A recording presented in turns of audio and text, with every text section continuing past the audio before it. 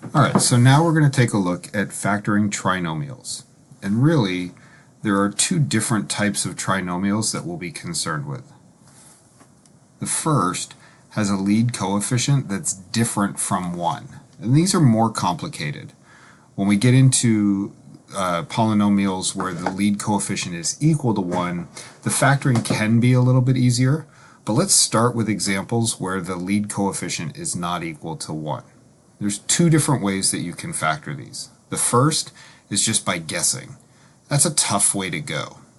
The second way is a method called the AC method, and really the reason why it's called the AC method is because any trinomial that we're looking at is of the form ax squared plus bx plus c, and so the a and the c in the AC method refer to the numbers a and c in the polynomial.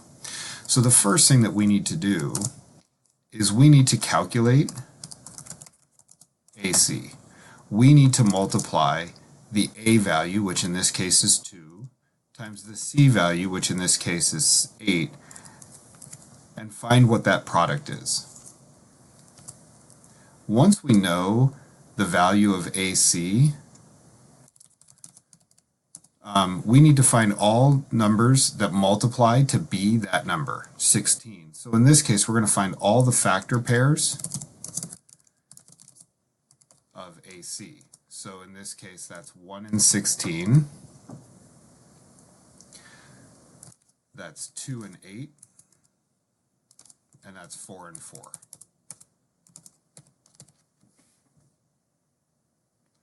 When we look at those numbers, we want to find the pairing that multiplies to be 16 and adds to be whatever b is in the polynomial. So in this case, 17.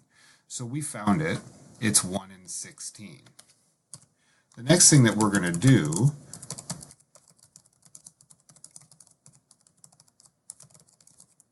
is we're going to rewrite the polynomial with an expansion of b. And we're going to do it using the factors that we found in step B. So that's going to give us, in this case,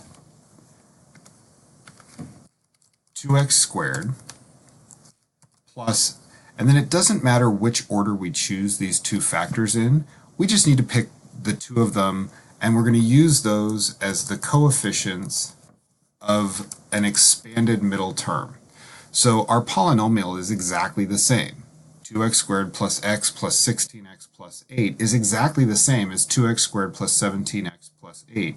It's just been expanded out to create a 4-term polynomial. And the reason why we do that is because we can now factor the new polynomial using grouping, which was a really nice way of factoring a polynomial. So using what we know about grouping, we're going to find the GCF of the first group, which in this case is x.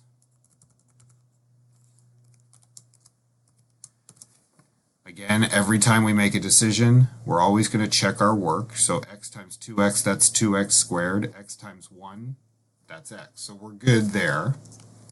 We know that we need what's inside the parentheses to match.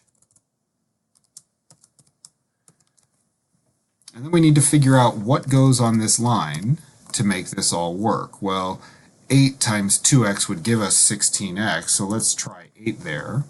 8 times 2x is 16x, and 8 times 1 is 8. So we're good. This polynomial matches the expanded polynomial, and we already knew that the expanded polynomial matched the original polynomial. We're not factored yet, but we can factor it by factoring out the GCF of 2x plus 1. And now we have our factored form.